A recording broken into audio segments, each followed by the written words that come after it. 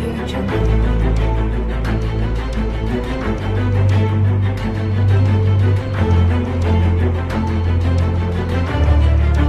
Audio Jungle.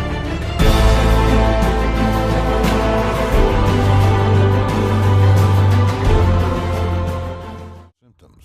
Fever, chills, nausea, headache, muscle aches, joint aches, diarrhea, vomiting. Flu-like symptoms, Bell's palsy, head pain, and disorientation, confusion. Common symptoms of Lyme disease include an expanded circular red rash resembling a bullseye, fever, joint and muscular pains, headache, chills, fatigue, and swollen lymph nodes. However, almost all parts of the body are impacted as the disease progresses.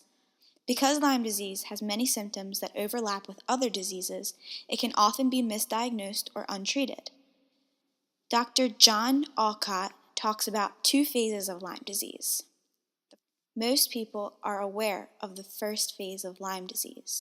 Or even a month or so, and then if it's not recognized or not treated, it goes away on its own.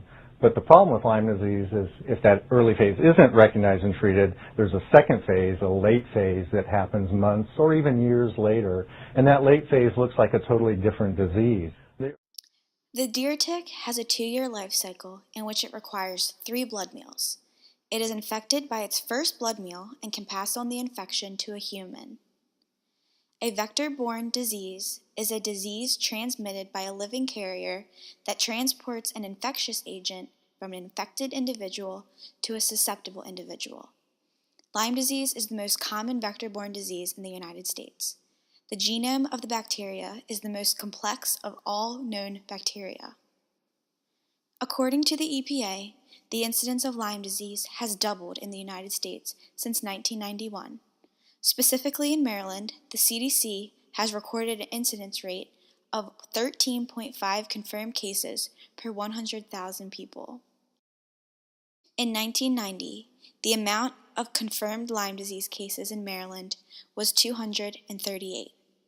That number has jumped to 1,235 confirmed cases of Lyme disease. This is a 418% increase. Increases in Lyme disease have been seen in Maryland due to the rise of urbanization and urban sprawl. This increases the spread of infectious disease agents. People and wildlife live closer together, so we are more frequently in contact with wildlife. Urban sprawl has encroached on deer populations, which are a top host for the ticks and lead to an increased chance in transmission of Lyme disease to humans. In addition, due to growing populations, agriculture has increased. Irrigation systems on agricultural land provide good breeding sites for ticks.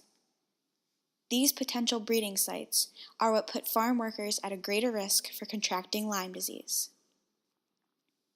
50% of people never develop a rash with Lyme disease, and 64% never even remember being bitten by a tick.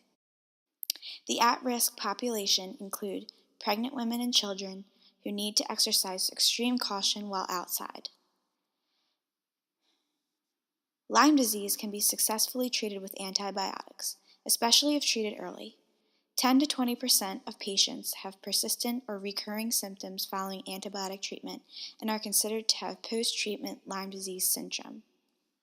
Prevention includes wearing long pants and long sleeves when in heavily wooded areas, wearing light-colored clothing so that the tick can be easily seen, applying bug repellent for midges and ticks, and checking for ticks after being outside.